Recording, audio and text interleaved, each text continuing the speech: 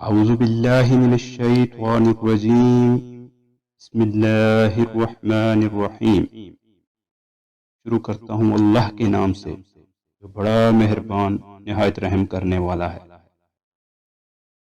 نبی کریم صلی اللہ علیہ وآلہ وسلم نے فرمایا، 3 آدمی جنت میں ضرور جائیں گے، وہ حاکم جو عادل، سخی اور نرم مزاج ہو، وہ شخص جو رشتہ داروں کے ساتھ مہربانی اور شفقت سے پیش آتا ہو، وہ مسلمان جو عیالدار اور پاک دامن ہو۔ جو آدمی نرم مزاجی کی صفت سے محروم ہو گیا، وہ سارے خیر سے محروم کر دیا گیا۔ اخلاق کا اچھا ہونا محبت الہی کی دلیل ہے۔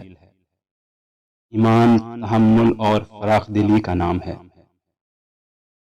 انصاف عبادت سے بڑھ کر ہے، کیونکہ عبادت کا فائدہ صرف عبادت کرنے والے کو ہوتا ہے، جبکہ انصاف کا ہر خاص و عام کو۔ بہترین کام وہ ہے جو اعتدال کے ساتھ کیا جائے۔ فرائض کو ضائع کر کے نوافل کے ذریعے قرب خدا حاصل نہیں ہو سکتا۔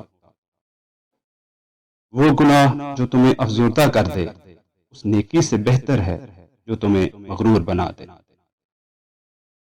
جو شخص تمہیں برے نتائج سے ڈرانے والا ہے، دراصل وہی تمہارا خیر خواہ ہے۔